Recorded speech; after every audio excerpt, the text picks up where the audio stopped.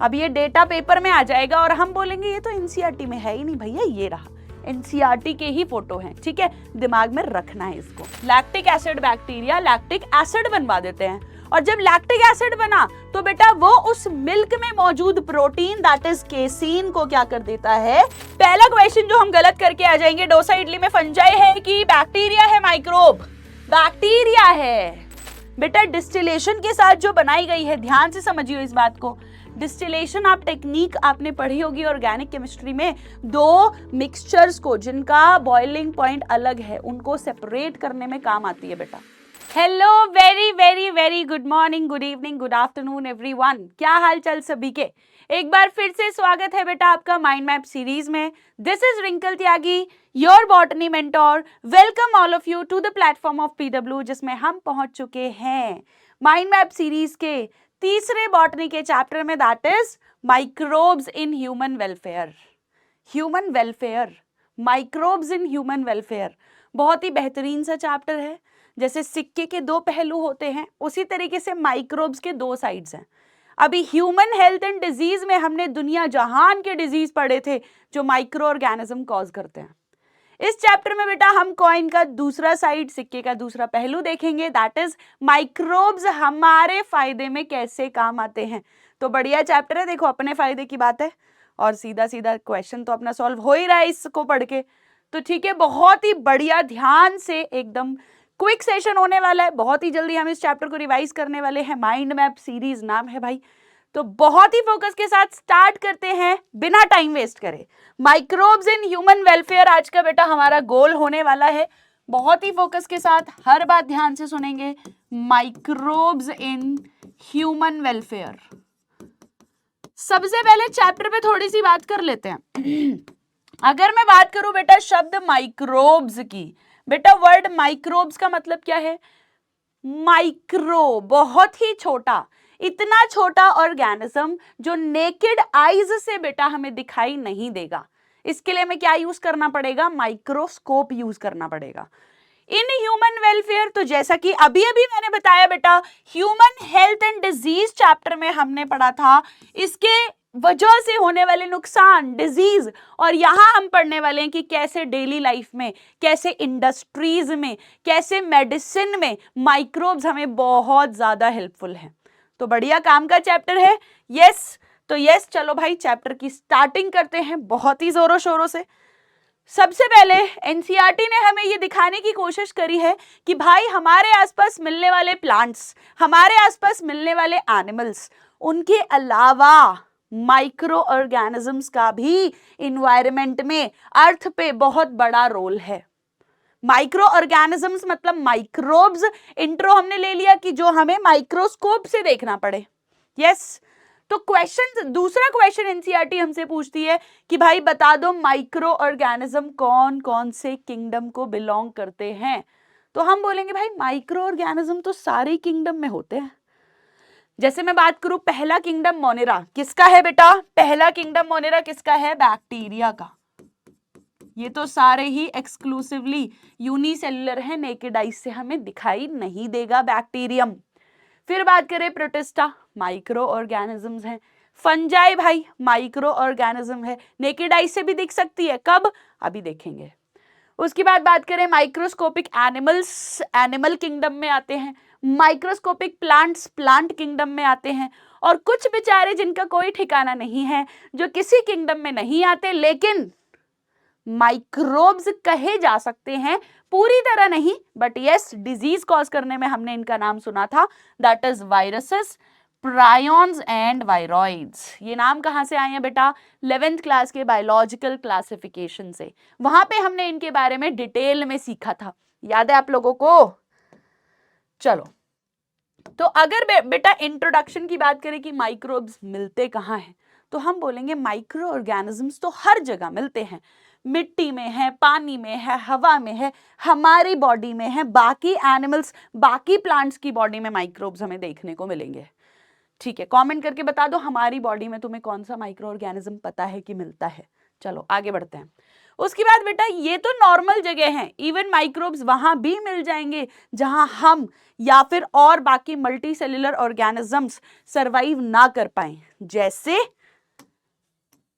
कहां कहां मिल सकते हैं माइक्रोब्स हमें देखने को, जहां बाकी लिविंग ऑर्गेनिज्म पॉसिबली एग्जिस्ट ना कर सकें, जैसे कतई एकदम एक्सट्रीम 100 डिग्री सेल्सियस वाले टेम्परेचर की जगह पे गीजर्स में मिल सकते हैं, थर्मल वेंट्स में मिल सकते हैं, सॉइल में एकदम डीप में मिल सकते हैं, आइस में मिल सकते हैं, under ice highly acidic condition में माइक्रोब्स हमें देखने को मिल सकते हैं।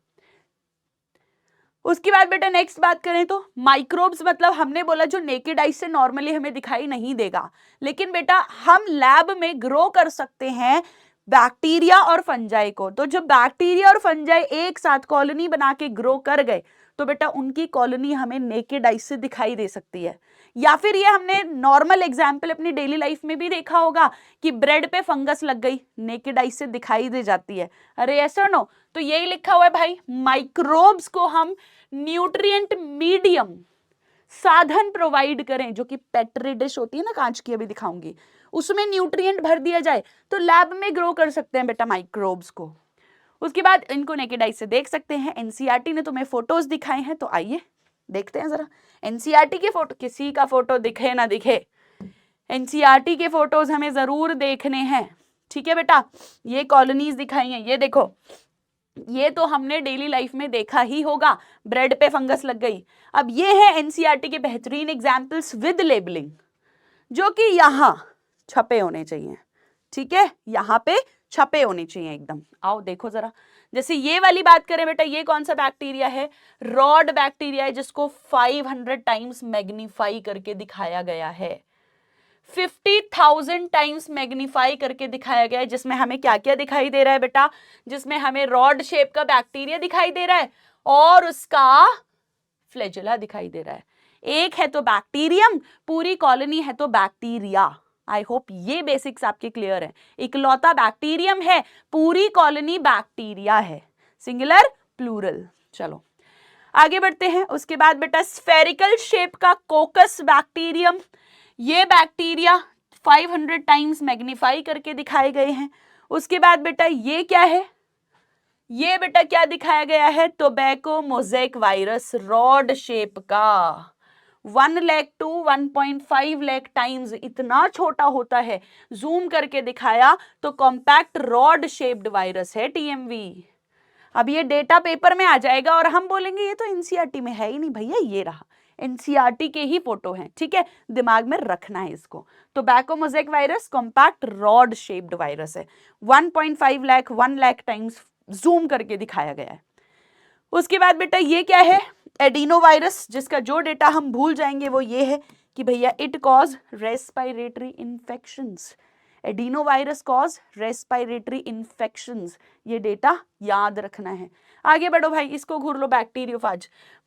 कक्षा 11वीं में बायोलॉजिकल क्लासिफिकेशन में इस जेंटलमैन का फोटो हम बना चुके हैं, लेकिन हमें याद नहीं होगा। चलो देख लो क्या क्या है भाई, इसमें हेड है, कॉलर है, टेल है इसकी, और बेटा इन प्लेट्स से क्या निकले हुए हैं, प्रोंग्स निकले हुए हैं। और ये क्या है बेटा, पिन है।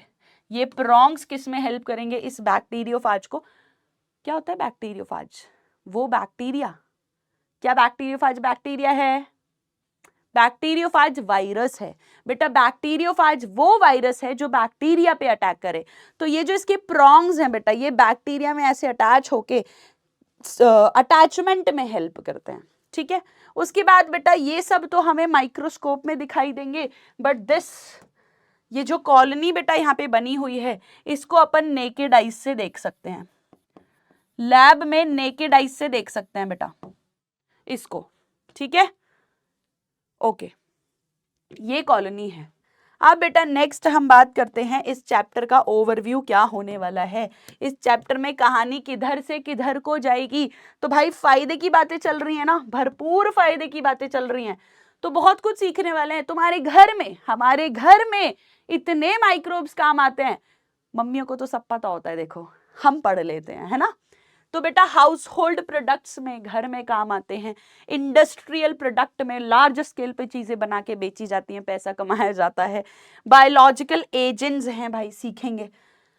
बायो फर्टिलाइजर्स की तरह यूज होते हैं, सीखेंगे, इस पे भी बात करेंगे। एसटीपी सीवेज ट्रीटमेंट प्रोग्राम है, डिटेल में बात होगी। बायोगैस प्रोडक्शन में माइक्रोब्स का बहुत बड़ा रोल है, ये भी सीखेंगे। इनफैक्ट माइक्रोब्स का ही रोल है ना, नहीं होगा तो नहीं प्रोड्यूस होगा।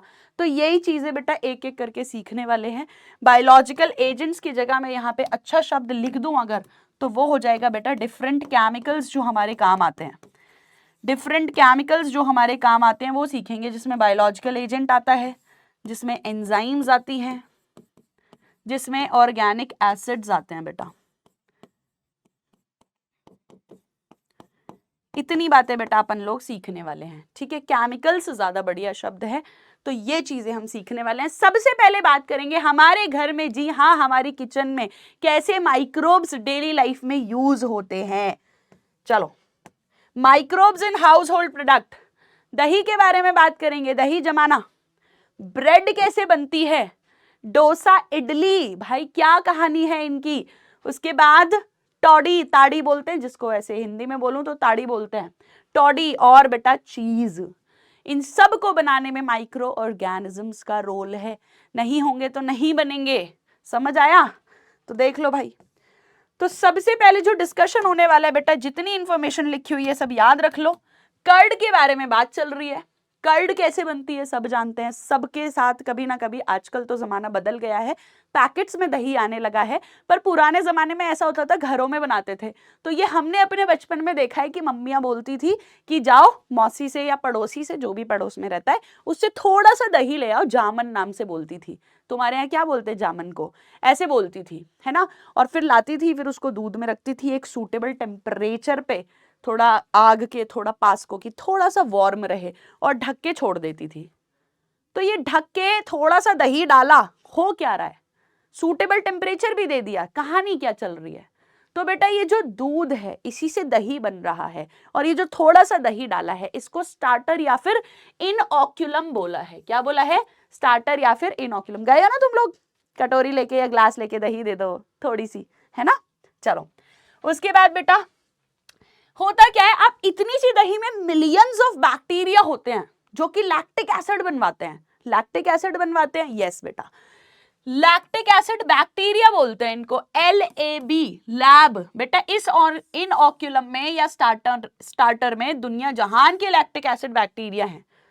तो होता क्या है, जो मिल्क शुगर है, लैक्टोज क्या है बेटा, मिल्क शुगर है। क्या है? मिल्क शुगर है। इस शुगर को कन्वर्ट करवा देते हैं ये लैक्टिक एसिड में। Lactic acid bacteria lactic acid बनवा देते हैं, और जब लैक्टिक एसिड बना तो बेटा वो उस मिल्क में मौजूद प्रोटीन दैट इज केसीन को क्या कर देता है, डाइजेस्ट कर देता है, और क्या बना देता है, कर्ड बना देता है। तो इस तरीके से मिल्क से क्या बना बेटा, कर्ड बना। क्या करता है लैक्टिक एसिड, कोएगुलेट, जमा देता है, और पार्शियली मिल्क प्रोटीन को डाइजेस्ट कर देता है। देखा है ना, दही जमती है, कोएगुलेट होना मतलब जमना, ठीक है। उसके बाद बेटा दही बनने के क्या फायदे हैं, यस। एक तो पॉइंट बेटा ये है कि इसमें लैक्टिक एसिड है, तो ये कहीं ना कहीं हमारे स्टमक में डिजीज कॉजिंग माइक्रोब्स को किल करता है, पहली बात।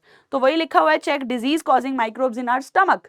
और दूसरी बात बेटा कि ये जो दही बना है इसमें मिल्क से ज्यादा न्यूट्रिशनल वैल्यू है, मतलब इसे खाने से हमें न्यूट्रिएंट्स ज्यादा मिल रहे हैं। क्यों? हमें क्या मिल रहा है बेटा, इसमें क्या इंक्रीज करता है ये, विटामिन B12। विटामिन B12 का अमाउंट इंक्रीज करता है। इतना डेटा दिमाग में एकदम फिक्स कर लो। आगे बढ़ते हैं, कर्ड खत्म, लैक्टोज से लैक्टिक एसिड ने जमाया, पार्शियली प्रोटीन को तोड़ा, विटामिन B12 बढ़ाया, स्टमक में माइक्रोब्स को चेक किया, किल किया, खत्म डिजीज कॉजिंग एजेंट्स को, बस लैब, लैक्टिक एसिड बैक्टीरिया, ठीक है। Lactobacillus acidophilus is the example. आगे बढ़ो बेटा, अब हम बात करते हैं बेटा ब्रेड की। यस, डेली लाइफ में जो हम ग्रिल्ड सैंडविच खाते हैं, इतना कुछ, अरे मैम खाने की बात मत, चैप्टर ही ऐसा है। जिन लोगों को दही पसंद होगी उनको तो दही खाने की क्रेविंग भी हो रही होगी। दही के दो कैटेगरी के लोग होते हैं, एक तो दही बहुत पसंद है, एक दही के हेटर्स, है ना। तो चलो, ब्रेड की बात कर रहे हैं बेटा, ब्रेड किससे मिलती है? जैसे दही हमें बैक्टीरिया से मिली, माइक्रोब है। ब्रेड बनाने में बेटा कौन हेल्प करता है? यीस्ट। ईस्ट, ईस्ट हेल्प करता है। ईस्ट क्या है बेटा? फंजाई है। क्या है? फंजाई है। ईस्ट क्या है? फंजाई है। कौन सी ईस्ट है भाई? सेकेरोमाइसिस सर्वेसी।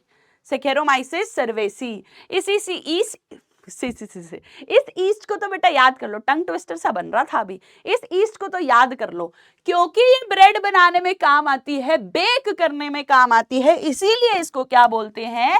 बेकर्स ईस्ट बोलते हैं।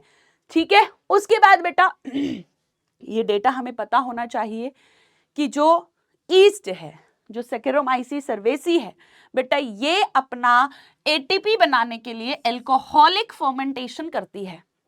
ये 11वीं कक्षा का टॉपिक है, वहां से लिंक हुआ है। एल्कोहलिक फर्मेंटेशन मतलब एनएरोबिक रेस्पिरेशन, जिसमें क्या होगा बेटा? एंड प्रोडक्ट, लास्ट प्रोडक्ट हमें क्या मिलेगा? इथेनॉल प्लस CO2 मिलेगा। मतलब ईस्ट को जो खाना मिला, let's say stored food starch मिला,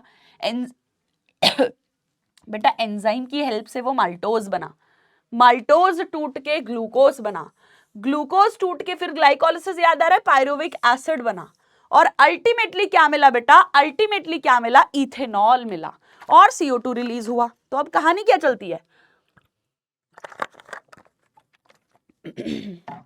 ये हमने डो बनाया। क्या बनाया? ये जो आटा लगाया है ना, इसको कहते हैं डो। घर की याद आ रही है? बहुत काम करना पड़ता है घर पे। ये वाला काम तो हम में से मेजॉरिटी नहीं किया होगा, चाहे वो लड़का हो या लड़की। सच सच बता दो। तो बेटा डो बनाया, उसमें ईस्ट ऐड करा। थोड़े टाइम के बाद क्या होगा? ईस्ट जो है, देखिए डो है, ये फूल गया। थोड़े टाइम के बाद क्या होगा बेटा? ईस्ट जो है इसमें एल्कोहलिक फर्मेंटेशन करेगा, एल्कोहल बनेगा और CO2 रिलीज होगा। जब CO2 रिलीज होगा, CO2 लीव करेगी, लीव नहीं बोलते इसको, CO2 लीव करेगी, CO2 रिलीज होगी, तो बेटा इसमें पोर कर देगी, इसको पोरस बनाएगी, इसको सॉफ्ट बनाएगी। समझ आया? और इसको बेक कर लिया गया है और ब्रेड बनके तैयार है। बस इतनी सी स्टोरी है। क्लियर बेटा सभी बच्चों को? ब्रेड के बाद बेटा नेक्स्ट हम बात कर रहे हैं डोसा इडली। बहुत पसंद है बहुत सारे बच्चों को। पहला क्वेश्चन जो हम गलत करके आ जाएंगे, डोसा इडली में फंजाई है कि बैक्टीरिया है? माइक्रोब, बैक्टीरिया है। अब बेटा रॉ मटेरियल क्या लिया जाता है? बस इतनी सी बात है, इतनी सिंपल सी बात है, चावल या फिर उड़द की दाल होती है, ब्लैक वाली, ब्लैक दाल मैंने बनाई है। इसको रात भर वो करके रख दो, क्या? भिगो के रख दो, और फिर सुबह उठो रात भर भिगो के रख दो, फिर उसको क्या करो? ग्राइंड कर दो बेटा। क्या कर दो? ग्राइंड कर दो। इसमें क्या होगा बेटा? इसमें क्या होगा? ईस्ट क्या, बैक्टीरिया क्या करेगा? फर्मेंटेशन करेगा, यानी कि फिर से क्या रिलीज होगा? CO2। और ये ग्राइंड करने के बाद जो हमें मिला बेटा, उसी को हमने क्या बोला कि हमारा डो बनके तैयार है। अब उससे हमें जो भी बनाना है, कुक करना है, कर लो। बाकी ये सॉफ्ट हो जाता है, क्यों? क्योंकि CO2 रिलीज होती है। क्लियर है? और कोई ये नहीं सोचेगा कि मैम इसको खा के तो हम नहीं झूमते। भाई इथेनॉल उड़ जाती है ना, इतनी ज्यादा बनती भी नहीं है। ठीक है, अब ये आदमी पेड़ पे बैठ के क्या कर रहा है बेटा? ये इसके सैप से एक ड्रिंक है जिसको ले रहा है, जिसमें ईस्ट मौजूद होती है, उसको कलेक्ट कर रहा है, जिसमें ईस्ट मौजूद होती है। अब बेटा दो चीजें हैं, एक इसको साथ के साथ पी लिया जाए तो नारियल पानी की तरह ये एनर्जी ड्रिंक है। दूसरा, इसको फर्मेंट किया जाए, मतलब इसको छोड़ दिया जाए, तो इसमें अल्कोहल का कंटेंट बढ़ जाएगा, फिर ये एनर्जी ड्रिंक से थोड़ी लेवल अप हो जाएगी। समझ गए ना तुम लोग? तो बेटा इसको बोलते हैं ताड़ी, टॉडी, जो कि ट्रेडिशनल ड्रिंक है बहुत सारे साउथ वाले पार्ट्स में इंडिया में। कैसे बनती है ये? Fermented SAP of palm tree से बनती है बेटा। ईस्ट इसमें नेचुरली है, ढक के छोड़ दो, ये कलेक्ट कर रहा है ना, इनको ढक के छोड़ देगा, अपने आप ये कैसी हो जाएगी? अल्कोहलिक हो जाएगी। क्लियर? उसके बाद बेटा नेक्स्ट जो पॉइंट हल्का सा हमें दिमाग में रख लेना है कि माइक्रोब्स बेटा फर्मेंटेड फिश, सोयाबीन या बैम्बू शूट को फर्मेंट करने में यूज होते हैं। ठीक है, अब हम बात कर रहे हैं अपने डेली लाइफ के बढ़िया से एग्जाम्पल की, दैट इज चीज की। चीज की बात कर रहे हैं बेटा। One of the oldest food item जिसमें माइक्रोब्स यूज होते हैं। भाई बहुत ही पुराने टाइम से चीज बनता आ रहा है, माइक्रोब्स को यूज करके चीज बनता है। अब डिफरेंट हमने अपने आसपास डिफरेंट टाइप की चीज देखे होंगे, एक चीज जिसमें होल है, एक चीज जिसमें कुछ तो ब्लैक ब्लैक हो रहा है, टोफू है, पता नहीं क्या क्या देखा है, प्रोसेस्ड चीज, आहा चीज बर्स्ट है ना। तो बेटा चीज की वैरायटी क्या होने वाली है, ये डिपेंड करता है उसके टेक्सचर पे, उसके फ्लेवर पे, उसके टेस्ट पे, और हमने उसको कौन से माइक्रोब से बनाया है, हमने उसको कौन से माइक्रोब से बनाया है, माइक्रोब कौन सा यूज हुआ है। ठीक है, अब इसमें दो नाम जो हमें याद रखना है, देखो चीज में दुनिया जहान के नाम हम याद कर सकते हैं, लेकिन दो नाम हमें याद रखना है। एक तो बेटा है स्विस चीज, स्विस चीज में होल हो गया तो बैक्टीरिया को शर्म आ गई, बस इतना याद रख लेना है। स्विस चीज में होल हुआ तो बैक्टीरिया शर्मा गया, तो तुम्हें क्या याद रखना है, स्विस चीज में होल होते हैं, बैक्टीरिया बनाने में हेल्प करता है, और शर्मा गया तो प्रोपियोनी बैक्टीरियम शर्मिनाई। क्या याद रखना है, प्रोपियोनी बैक्टीरियम शर्मिनाई, शर्मा गया ना बैक्टीरिया, तो इससे याद रख लेना है प्रोपियोनी बैक्टीरियम शर्मिनाई। उसके बाद बेटा नेक्स्ट बात करें रॉकफोर्ड चीज। रॉकफोर्ड चीज के लिए हमें याद रखना है कि भाई फंजाई से मिलती है, और किससे मिलती है, फंजाई से मिलती है। कौन से फंजाई से मिलती है, पेनिसिलियम रॉकफोर्टाई, पेनिसिलियम रॉकफोर्टाई। ठीक है, अब इनके फोटोज देखना चाहते हो, एक बार फोटो देख लो। यस बेटा, हम सब ने, अब तो नहीं है कार्टून नेटवर्क, लेकिन यस हम सब ने देखा होगा, कार्टून नेटवर्क के लवर्स, टॉम एंड जेरी के लवर्स तो बहुत हैं, है ना।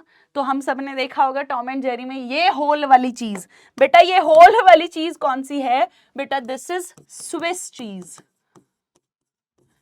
तो स्विस चीज नाम आती है, तुम्हें क्या याद रखना है कि स्विस चीज में होल होने की वजह से बैक्टीरिया शर्मा गया, होल होते हैं बैक्टीरिया की वजह से होते हैं, CO2 रिलीज होती है तो होल्स हो जाते हैं, प्रोपियोनी बैक्टीरियम शर्मिनाई इज द चीज।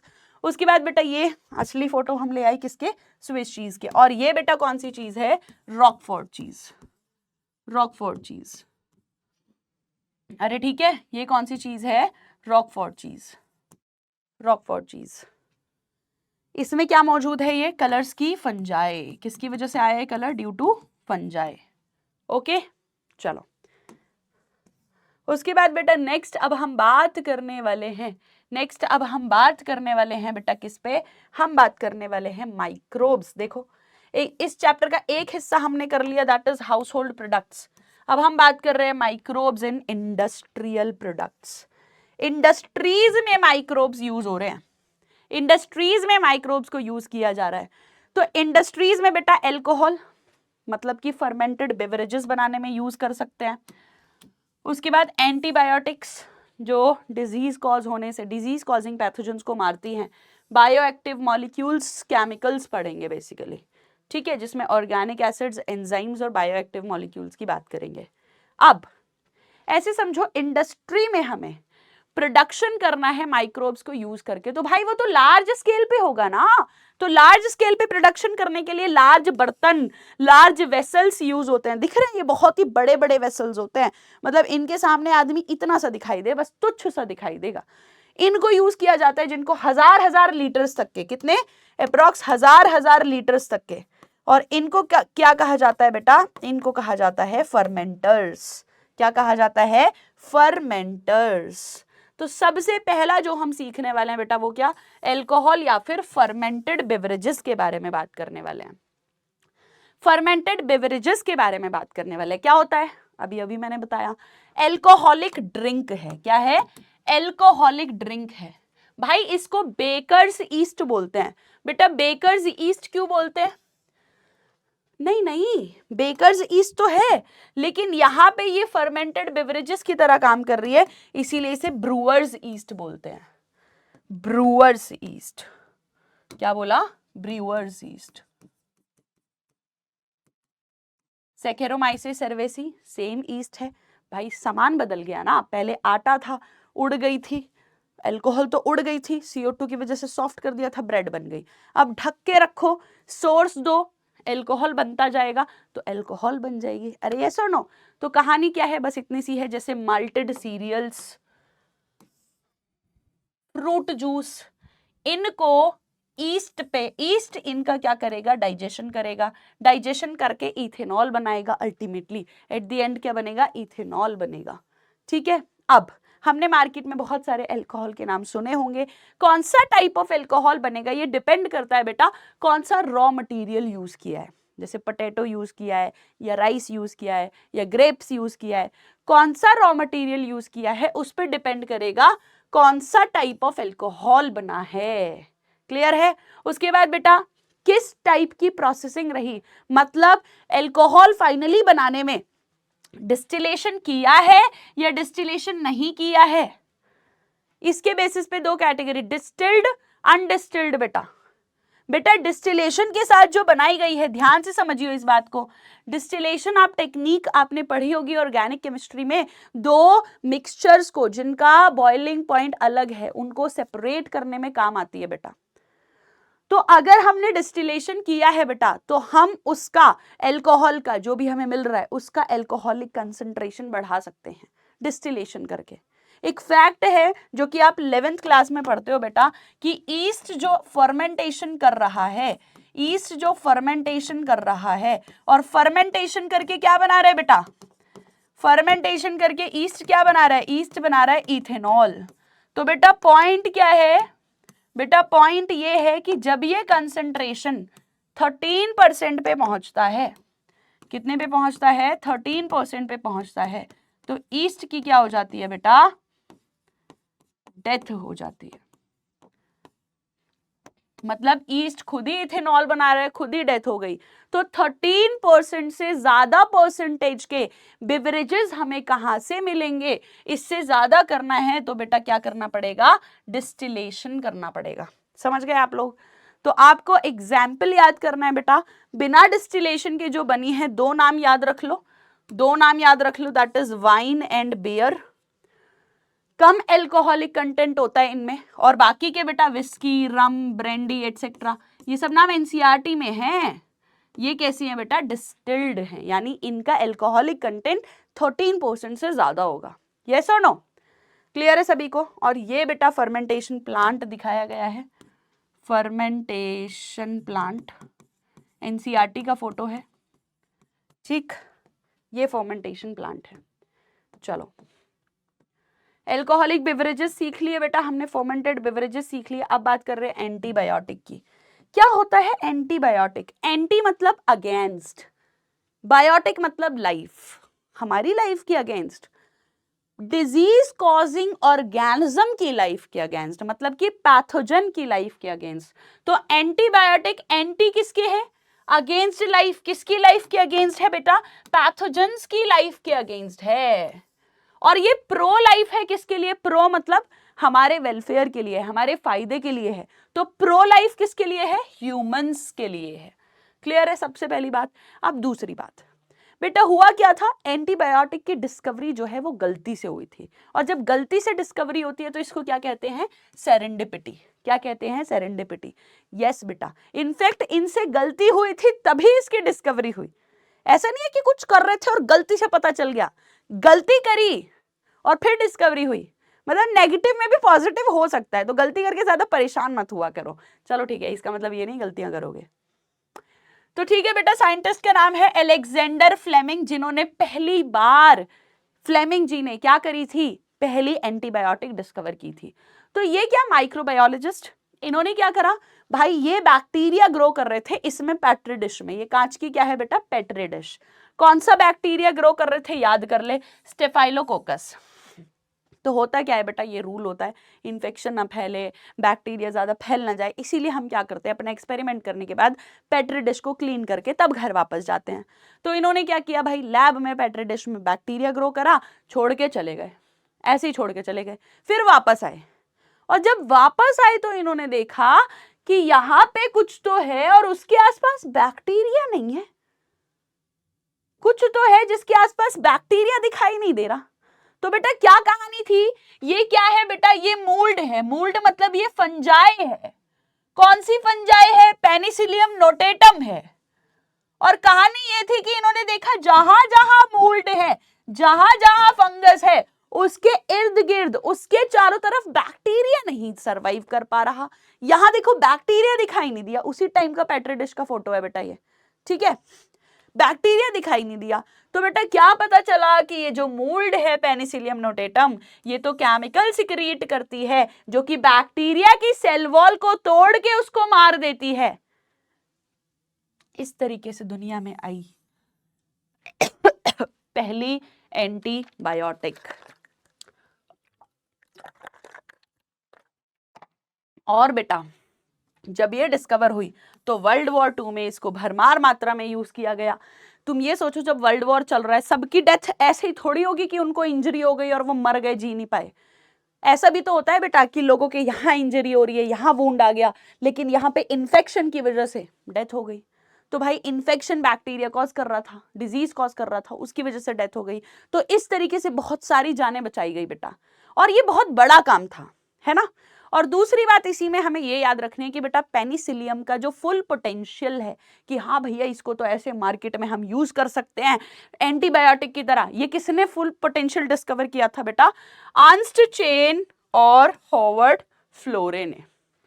चेन एंड फ्लोरे, अब इन तीनों ने मिलकर दुनिया को कुछ तो बहुत बड़ा गिफ्ट दे दिया, एक तरीके से वरदान दे दिया, बूंद दे दिया। क्या?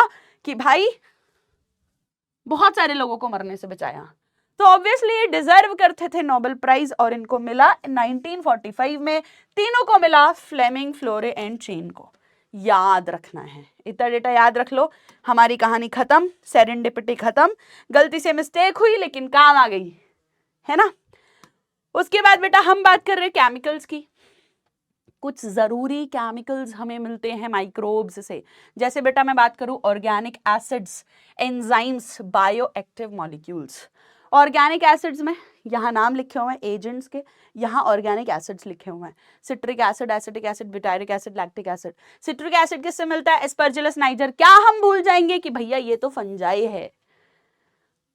उसके बाद एसिटिक एसिड किससे मिलता है? एसिटोबैक्टर से। बैक्टीरिया है, नाम से ही पता चल रहा है। आगे सारे बैक्टीरिया हैं, clostridium butylicum, butyric acid, lactobacillus, lactic acid, अभी अभी सीख के आए हैं ये तो ये तो बेटा ऑर्गेनिक एसिड्स का डेटा याद रखना है। उसके बाद जो नेक्स्ट पॉइंट याद रखना है भाई, एंजाइम्स।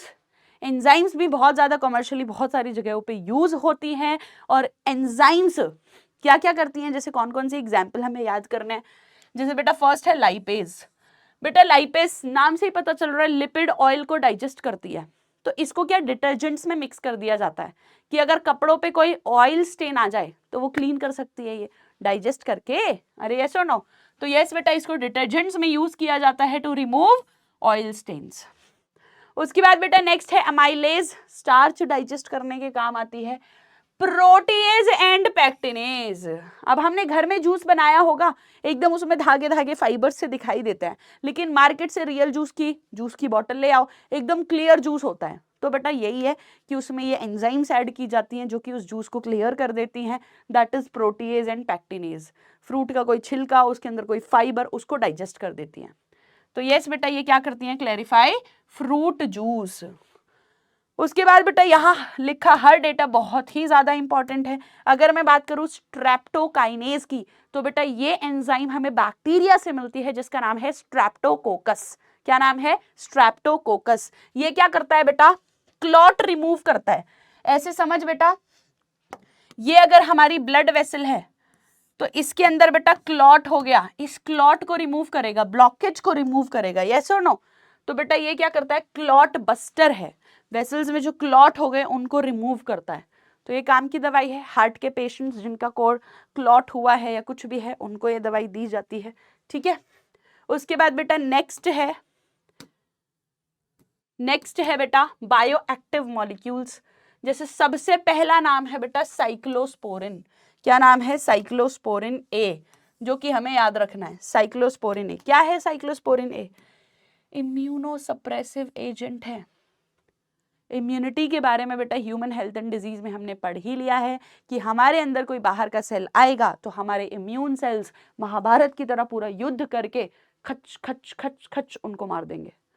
तो कभी अगर हमें जरूरत के लिए किसी और सेल की जरूरत पड़ जाए, जैसे फॉर एग्जाम्पल ऑर्गन ट्रांसप्लांट के लिए किसी और से कोई ऑर्गन ट्रांसप्लांट करवाया, तो भाई हमारे सेल्स तो उस ऑर्गन को मार देंगे और वो ऑर्गन तो हमारे लिए ही काम करने आया है। तो बेटा ऐसे केसेस में दवाई दी जाती है, इम्यूनोसप्रेसिव एजेंट दिया जाता है कि इम्यूनिटी को सप्रेस करो, है ना। तो यस बेटा, इम्यूनोसप्रेसिव एजेंट जो कि किस में यूज होता है, ऑर्गन ट्रांसप्लांट में यूज होता है। किससे मिलता है, याद रखना है बेटा, फंजाई से मिलता है, that is trichoderma polysporum. Trichoderma polysporum से मिलता है, ट्राइकोडर्मा पॉलीस्पोरम, दिमाग में फिक्स कर ले। उसके बाद बेटा स्टैटिन नाम है, स्टैटिन स्टैटिन स्टैटिन ब्लड का कोलेस्टेरॉल कम करता है। क्या करता है, ब्लड का कोलेस्टेरॉल कम करता है। हमारी बॉडी में जो एंजाइम है जो कोलेस्टेरॉल बना रही है, उस एंजाइम को इनहिबिट करता है। और 11th क्लास के बायोमॉलिक्यूल्स में हमने इनहिबिशन का टाइप पढ़ा होगा, कॉम्पिटिटिव इनहिबिशन करता है। कॉम्पिटिटिव इनहिबिशन करता है, क्या करता है स्टैटिन, कॉम्पिटिटिवली इनहिबिट करता है किसको, कोलेस्टेरॉल बनाने वाली एंजाइम को। और बेटा ये किससे मिलता है, बेटा ये मिलता है मोनेस्कस परप्यूरियस। ये डेटा हमें याद रखना है, मोनेस्कस परप्यूरियस। अब बेटा हमने कहां तक की स्टोरी पढ़ ली है, बेटा हमने हाउसहोल्ड प्रोडक्ट्स पढ़ लिए, हमने इंडस्ट्रियल प्रोडक्ट्स पढ़ लिए, हमने बायोकेमिकल हमने केमिकल्स पढ़ लिए। केमिकल्स में बेटा हमने एंजाइम्स पढ़ लिए, हमने ऑर्गेनिक एसिड्स पढ़ लिए, और बेटा हमने बायोलॉजिकल एजेंट्स पढ़ लिए। ठीक है, अब हम बात करेंगे बेटा बायो फर्टिलाइजर्स पे। तो बेटा केमिकल्स हमने पढ़ लिए, अब हम बात करने वाले हैं बायो फर्टिलाइजर्स पे। आइए जरा देखते हैं ध्यान से about bio fertilisers. Bio fertilisers से पहले देख लेते हैं bio control agents. Yes, let's get started. Bio control agents का मतलब क्या है भाई, bio control, use of biological methods to control insects, pest and pathogens. Biological method मतलब बेटा कोई ना कोई ऑर्गेनिज्म यूज कर रहे होंगे। मतलब इसमें सिंपल सी कहानी है, लेट्स से फॉर एग्जांपल, बढ़िया सा एग्जांपल ये रहा, इसी को लेते हैं। ये कैटरपिलर है बेटा, बटरफ्लाई का लार्वा, ये प्लांट की लीव्स को खा जाता है। तो हम कोई ऐसा ऑर्गेनिज्म यूज करेंगे जो इसको मार दे। इंस्टेड ऑफ केमिकल यूज करने की बजाय कोई ऐसा ऑर्गेनिज्म यूज करेंगे जो इसको मार दे। तो इसको बेटा क्या हम बोल रहे हैं कि बायो कंट्रोल एजेंट्स। और बेटा ऐसे एजेंट्स को हमने क्या बोला, ऐसे मेथड्स को हमने क्या बोला, बायो पेस्टिसाइड। अब यहाँ पे हम कोई भी केमिकल यूज नहीं कर रहे हैं, ठीक है बेटा। तो इसमें होता क्या है, यहाँ पे इस मेथड को, बायोलॉजिकल एजेंट्स को या बायोपेस्टिसाइड्स को यूज करने का फायदा क्या है बेटा, कि जो पेस्ट हटाए जा रहे हैं वो पूरी तरह नहीं जाएंगे। अब मैंने केमिकल स्प्रे कर दिया, जितने इंसेक्ट हैं सब मर जाएंगे। लेकिन अगर मैंने कोई ऐसा दूसरा इंसेक्ट यूज किया, वहां पे इंट्रोड्यूस कर दिया जो उस डिजीज कॉजिंग इंसेक्ट को खाता हो, तो वो कंट्रोल्ड अमाउंट में रहेंगे वहां पे, हाँ कि ना, बहुत ज्यादा नहीं बढ़ेंगे और जीरो पे भी नहीं पहुंचेंगे। तो इस तरीके से फायदा क्या है कि उस पर्टिकुलर जगह में, उस पर्टिकुलर इकोसिस्टम में जो डाइवर्सिटी है, जो विभिन्नता है, वो मेंटेन्ड रहेगी। अब भाई हर ऑर्गेनिज्म का, चाहे वो इंसेक्ट हो चाहे वो बैक्टीरिया हो, हर ऑर्गेनिज्म का अपने इकोसिस्टम में रोल है। तो हम केमिकल यूज करके उसको पूरी तरह खत्म नहीं कर रहे, हम क्या कर रहे हैं, बायोपेस्टिसाइड यूज करके उसको मैनेजेबल लेवल पे रख रहे हैं। क्लियर है बेटा।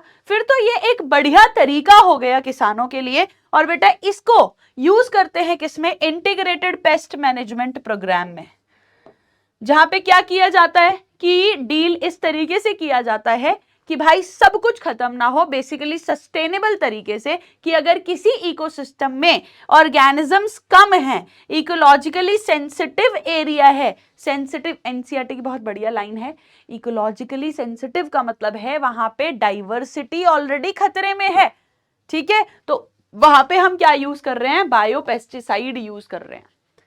जैसे कि ये रहा बेटा डायग्राम, ये रहा कैटरपिलर, इसको कौन मारता है बेटा, ये किस पे फीड करता है बेटा, ये फ्रूट ट्रीज पे, ब्रेसिका पे, इन पे फीड करता है। तो बटरफ्लाई का जो लार्वा है कैटरपिलर बेटा, इसको कौन कंट्रोल करता है, it is controlled by bacteria. कौन सा बैक्टीरिया बेटा, बीटी मतलब बैसिलस थ्यूरिंजेंसिस। बैसिलस थ्यूरिंजेंसिस क्या होगा बेटा, इसके जो स्पोर्स हैं पैकेट में बंद, ये सैशे मार्केट में मिलते हैं, उनको क्या अपन पानी में मिक्स करके प्लांट पे छिड़क देते हैं। जब प्लांट उन इंसेक्ट की लीव्स को खाएगा, प्लांट नहीं, जब कैटरपिलर प्लांट की लीव्स को खाएगा, इंसेक्ट की लीफ को प्लांट, ओके, कैटरपिलर प्लांट की लीफ को खाएगा तो उसके पेट में क्या पहुंच जाएंगे, बैक्टीरिया पहुंच जाएंगे। और वो बैक्टीरिया बेटा कहाँ जाएंगे, वो इसकी गट में जाएंगे, टॉक्सिन रिलीज करेंगे और अल्टीमेटली इस लार्वा को मार देंगे। इतनी अच्छी बात है कि ये किसी और को अफेक्ट नहीं करेगा, प्लांट को अफेक्ट नहीं करेगा, तो ये तो एक बढ़िया हेल्दी तरीका हो गया प्लांट को कैटरपिलर से बचाने का। यस और नो, कंट्रोल्ड वे में हम बचा रहे हैं। क्लियर है बेटा सभी बच्चों को पहला। उसके बाद बेटा नेक्स्ट है लेडी बर्ड बीटल, वो वाली रेड और ब्लैक कलर की जिससे बहुत सारे बच्चे फेल पास करके खेलते हैं, अगर कुछ बच्चे रिलेट कर पा रहे हैं तो। बेटा ये बीटल किसको खाती है, एफिड्स को खाती है। एफिड्स पेस्ट है, क्या है, पेस्ट है, प्लांट्स में डिजीज कॉज करता है। देख लो एक बार फोटो देख लो, फोटो देखते ही याद आ जाएगा आप लोगों को। ये रही बेटा बीटल, ये रहा बेटा एफिड। एफिड ये ऐसे ट्रांसल्यूसेंट से नन्हे नन्हे नन्हे नन्हे बहुत सारे प्लांट पे हो जाते हैं, तो ये बीटल एफिड्स को खाती है। तो बीटल हमने देखा होगा खेतों में अगर हम गए हैं तो बीटल्स को उड़ते हुए, क्यों है वहां बीटल, क्योंकि बीटल को अपना खाना मिल रहा है और साथ के साथ एफिड से प्लांट भी बच रहा है।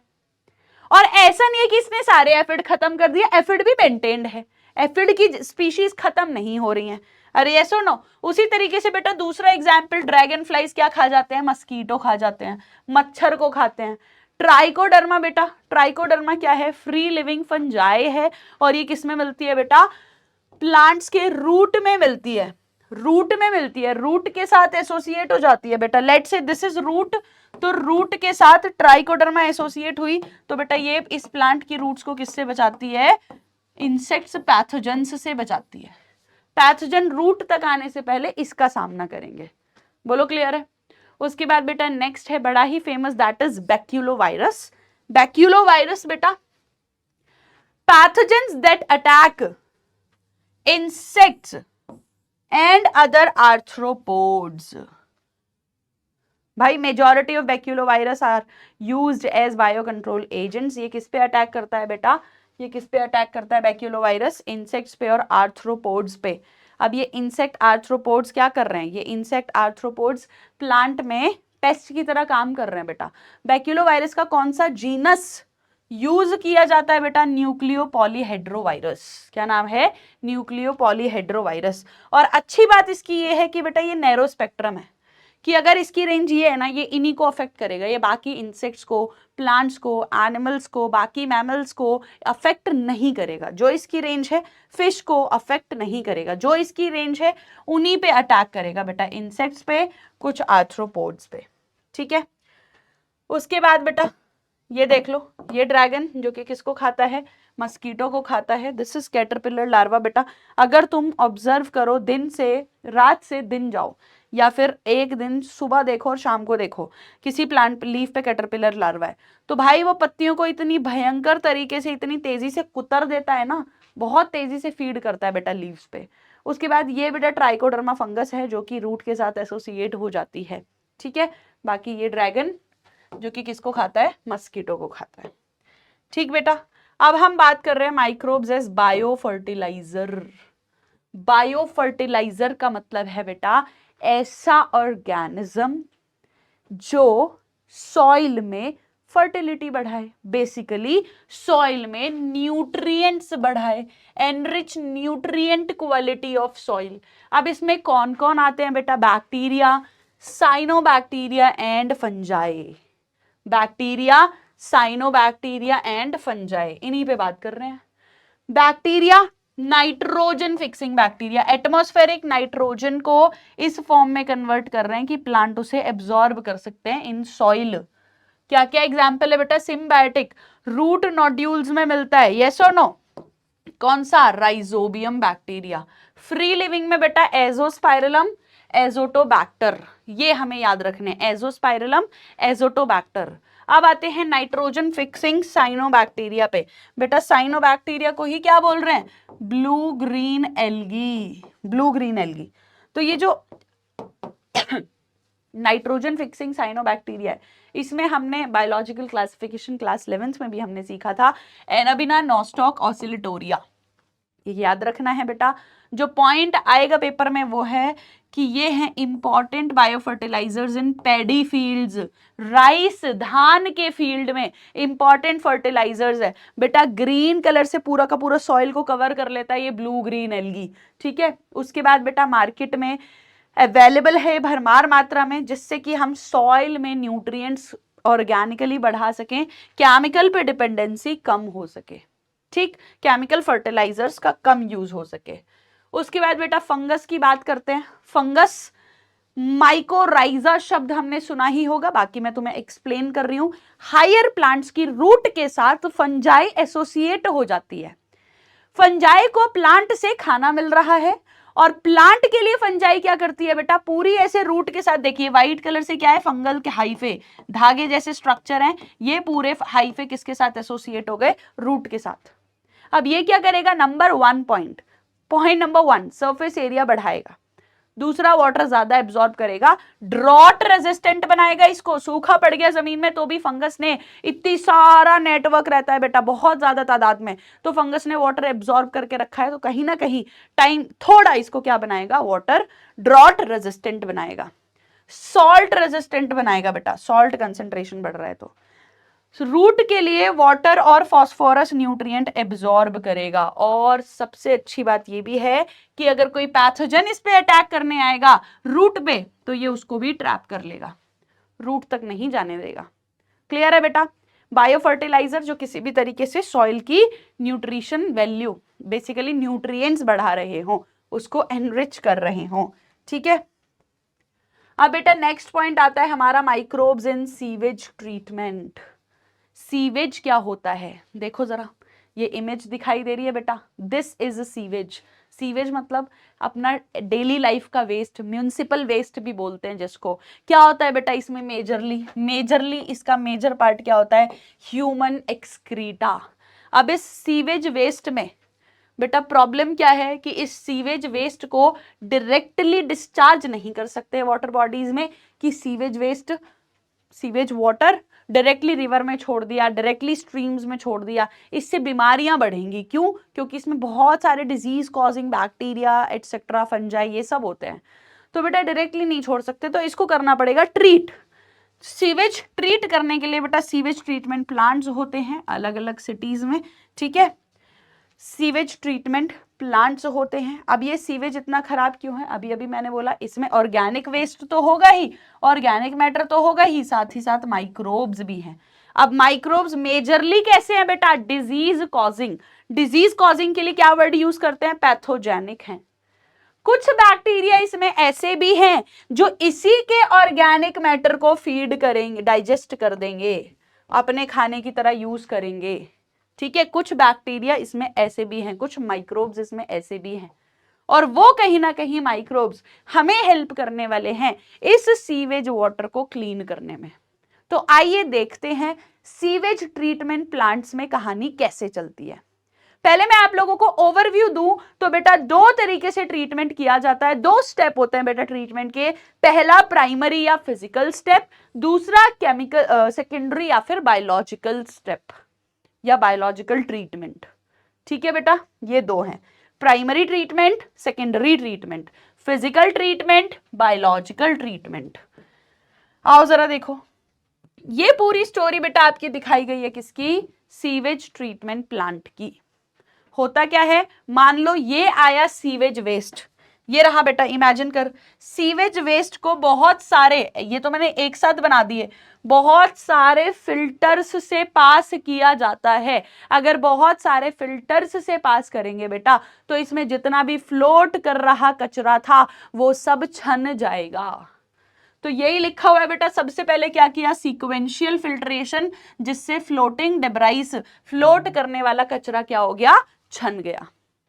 उसके बाद बेटा ये एक टैंक में छोड़ दिया गया, ये टैंक जमीन में ही ऐसे बने हुए हैं, ठीक है, ये एक टैंक में छोड़ दिया गया जिसको बोला प्राइमरी सेटलिंग टैंक। इसमें जो भी कंकड़ पत्थर सॉइल ये सब क्या हो जाएंगे बेटा, नीचे बॉटम पे इकट्ठे हो जाएंगे, अपने आप इकट्ठे हो जाएंगे। हमने देखा होगा जमीन से साइड से एक मुट्ठी रेत लेके ग्लास में पानी के ग्लास में रख दो, भाई टाइम के साथ थोड़ी देर बाद क्या होगा, नीचे सेटल हो जाएगा, यस और नो। तो भाई सीधी सी बात है कि प्राइमरी स्लज सेटल हो गया किसमें, प्राइमरी सेटलिंग टैंक में। क्या है ये, बस इतनी सी बात है कि जो भी कंकड़ पत्थर मिट्टी थी वो सब बॉटम पे सेटल हो जाएगा। अब ऊपर ऊपर से ये ट्रांसफर कर लिया जाएगा, जिसको बोला, ये फ्लूइड ट्रांसफर कर लिया जाएगा जिसको बोला प्राइमरी इफ्लुएंट। क्या बोला, प्राइमरी इफ्लुएंट। ये प्राइमरी इफ्लुएंट ट्रांसफर करा दूसरे टैंक में। इस टैंक में क्या कहानी है बेटा, इस टैंक में फ्लॉक्स प्रेजेंट है। फ्लॉक्स मतलब टैंक में नहीं है, इसी में थे, ये इसी में थे, ठीक है।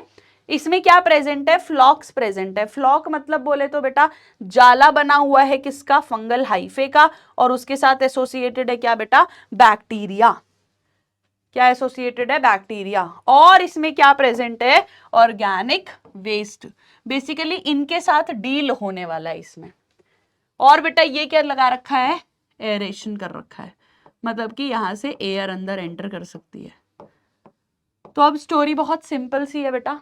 इस सीवेज में जो बैक्टीरिया प्रेजेंट थे, जो फंजाई प्रेजेंट थे, ये खुद इस ऑर्गेनिक मैटर को खाएंगे, इनका खाना होगा ये। अगर ये इसको खाएंगे मतलब डाइजेस्ट करेंगे, मतलब यहां से इस ऑर्गेनिक वेस्ट को रिमूव कर देंगे, यस और नो।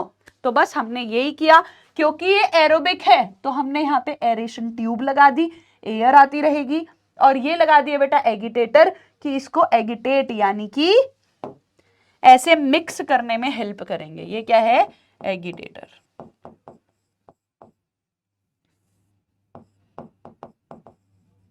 मिक्सिंग में हेल्प करेंगे बेटा। Flocs, mesh of fungal hyphae plus bacteria, और इसको बोलते हैं एरेशन टैंक। तुझे बस ये इमेजिन करना है कि यहाँ बैक्टीरिया है, यहाँ के ऑर्गेनिक वेस्ट को खा गए। ऑर्गेनिक वेस्ट को खाने के बाद बेटा ये रिड्यूस करते हैं बीओडी। क्या रिड्यूस करते हैं, बीओडी। मैम बीओडी क्या होता है बेटा, बीओडी क्या होता है, बायोकेमिकल ऑक्सीजन डिमांड।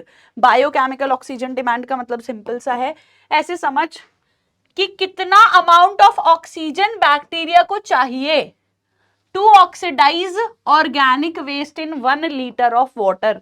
1 लीटर पानी में बैक्टीरिया रखा, उसको कितनी ऑक्सीजन चाहिए उस 1 लीटर पानी में मौजूद ऑर्गेनिक मैटर को खत्म, डाइजेस्ट करने के लिए। भाई जितना ज्यादा ऑर्गेनिक मैटर होगा इस 1 लीटर पानी में, उतना ज्यादा इसको बैक्टीरिया को ऑक्सीजन चाहिएगा उस ऑर्गेनिक मैटर को खत्म करने के लिए। इसका मतलब उतना ज्यादा बीओडी, मतलब जितना ज्यादा बीओडी उतना ज्यादा पोल्यूशन। बोल समझ में आया, उतना ज्यादा वाटर पोल्यूटेड। अरे क्लियर है, जितना ज्यादा ऑर्गेनिक मैटर होगा बेटा उतना ज्यादा ऑक्सीजन चाहिए, यस और नो। इसका मतलब बेटा मैंने सीखा कि बीओडी क्या होता है, जितना ऑक्सीजन चाहिए और जितना ज्यादा बीओडी उतना वाटर पोल्यूशन ज्यादा होएगा। Am I clear with this, yes और नो। फिर क्या लिखा हुआ है बेटा, इस पे बात करेंगे अभी, फिलहाल अपन प्रोसीड करते हैं, इस इमेज को भी देखेंगे। तो बेटा ये ऑर्गेनिक मैटर को खत्म कर रहे हैं, मतलब बीओडी को घटा रहे हैं, रिड्यूस कर रहे हैं, यस और नो। फिर बेटा नेक्स्ट में क्या होगा, अब बीओडी घट चुका है, यानी कि ऑर्गेनिक मैटर को बैक्टीरिया ने खा लिया है, इसी के बैक्टीरिया ने खा लिया है।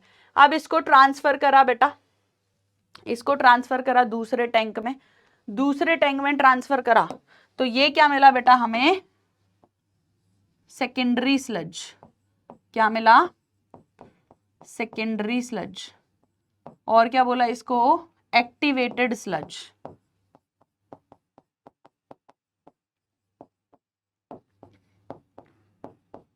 इस एक्टिवेटेड स्लज में बेटा क्या मौजूद है, फ्लॉक्स मौजूद है। क्या मौजूद है, फ्लॉक्स मौजूद है।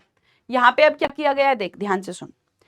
पानी के अंदर ऑर्गेनिक मैटर को खाने के लिए बैक्टीरिया ऑलरेडी थे, जो तैरने वाली थी उसको फिल्ट्रेशन से हटा लिया, जो सेटल होने वाली थी उसको प्राइमरी सेटलिंग टैंक से हटा लिया, फिर जो ऑर्गेनिक वेस्ट था उसको बैक्टीरिया को फेवरेबल कंडीशन देके पूरा मिक्स करके ऑर्गेनिक वेस्ट हटा दिया। अब फिर नेक्स्ट टैंक में जो भी बैक्टीरिया, फ्लॉक, मैश, जो भी ये बना हुआ है, फंजाई, ये सब बॉटम पे सेटल करवाया जाएगा। ठीक है, सेकेंडरी स्लज डाइजेस्टर बोलते हैं इसको। ठीक है, सब बॉटम पे क्या कराया जाएगा, सेटल कराया जाएगा। और बेटा क्या होगा, सेकेंडरी सेटलिंग टैंक है ये। ठीक है, सेकेंडरी सेटलिंग टैंक। और क्या होगा बेटा, इसमें से क्या रिलीज कर दिया जाएगा, अब पानी साफ हो चुका है, वाटर बॉडीज में रिलीज कर दिया जाएगा। ना तो तैरने वाली गंदगी बची है, ना तो बॉटम वाली गंदगी बची है। यस, ना तो तैरने वाली गंदगी बची है, ना बॉटम वाली गंदगी बची है। अब बस क्या बचा है, ये बॉटम पे जो है सेकेंडरी सेटलिंग टैंक, इसमें लिख देती हूँ। ठीक है, या फिर एक काम करते हैं, चलो सेकेंडरी सेटलिंग टैंक।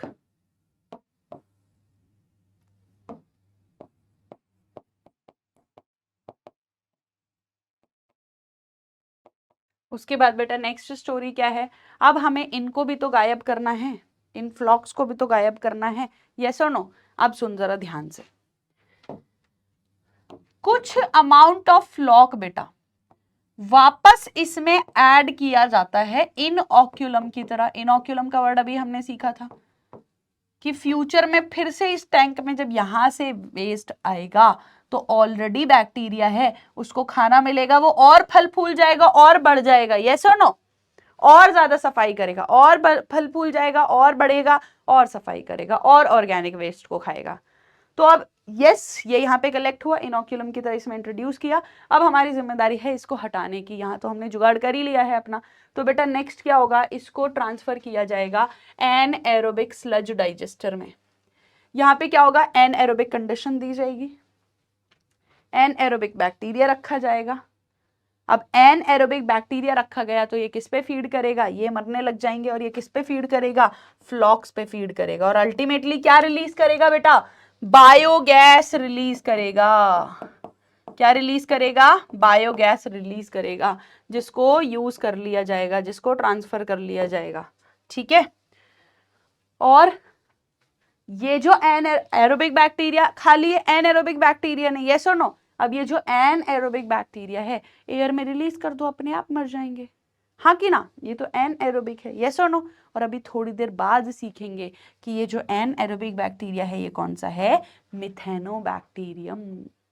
तो अल्टीमेटली हमने क्या किया, तैरने वाली गंदगी हटाई, बॉटम पे सेटल करवाया, ऑर्गेनिक फूड खवाया, इसको एनारोबिक से मरवा दिया, और एनारोबिक को हवा में रिलीज करके मार दिया। मतलब हम यूज करते जा रहे हैं और अपना काम बनाते जा रहे हैं, है ना? तो ये काम हो गया। अब बेटा ये बायो क्या कहते हैं इनको, सीवेज ट्रीटमेंट प्लांट ज्यादा से ज्यादा बढ़े, इसके लिए मिनिस्ट्री ऑफ एनवायरनमेंट और फॉरेस्ट ने क्या इनिशिएट किया, गंगा एक्शन प्लान, कि गंगा और यमुना एक्शन प्लान, गंगा और यमुना को साफ रखो, पोल्यूशन से बचाओ, और एसटीपी, एसटीपी मतलब सीवेज ट्रीटमेंट प्लांट का नंबर बढ़ाओ, इनका नंबर क्या करो, इंक्रीज करो। क्लियर है बेटा? और ये हमें कुछ देखने को मिल रहा है, क्या, ऐसा एरियल व्यू, हवा से अगर हम ऊपर से देखें तो ऐसा हमें दिखाई देगा सीवेज ट्रीटमेंट प्लांट। अब बेटा लास्ट जो हमारा टॉपिक बचा है वो है माइक्रोब्स इन बायोगैस। बेटा बायोगैस क्या होता है, मिक्सचर ऑफ गैस है। बायोगैस क्या है, मिक्सचर ऑफ गैस है, जिसमें ज्यादातर मीथेन प्रेजेंट होती है, माइक्रोब प्रोड्यूस करते हैं और इस बायोगैस को फ्यूल की तरह यूज किया जाता है। बायोगैस कैसी बन रही है, डिपेंड करता है क्या रॉ मटेरियल है, कौन सा बैक्टीरिया है। अब बेटा कौन सा बैक्टीरिया बायोगैस प्रोडक्शन में हेल्प करता है, जो मीथेन जनरेट करने में हेल्प करता है, मिथेनोजन। मिथेनोजन एक आर्की बैक्टीरिया है जो कि एक ऑब्लिगेट एनएरोब है, यानी कि इसको एनएरोबिक कंडीशन चाहिए। मिथेनोजन कहां मिलेगा बेटा, अभी अभी हमने सीखा मिथेनोबैक्टीरियम, इसका एग्जांपल कहां मिलेगा, एनएरोबिक स्लज डाइजेस्टर में मिलेगा। अरे यस और नो? और देखो बायोगैस बनवाएगा, biogas is the mixture of gas, ये रही बेटा। तो ये कहां मिलेगा, एन एरोबिक स्लज डाइजेस्टर में मिलेगा। और बेटा कैटल्स के गट में, यानी कि स्टमक के एक पार्ट में, यानी कि र्यूमन में मिलता है। कैटल्स के र्यूमन में मिथेनोबैक्टीरियम मिलता है। मिथेनोबैक्टीरियम करता क्या है बेटा, सेल्यूलोज को तोड़ के मिथेन रिलीज करता है।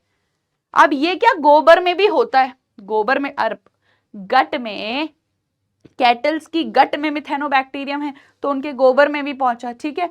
तो गोबर में भी होता है जिसमें से ये क्या रिलीज करता है, बायोगैस रिलीज करता है, क्योंकि गोबर में भी होता है इसीलिए इसको क्या बोल दिया, गोबर से रिलीज होती है गोबर गैस। क्या बोलते हैं इसको, गोबर गैस। होता क्या है बेटा, ये स्टोरी है, ध्यान से सुन।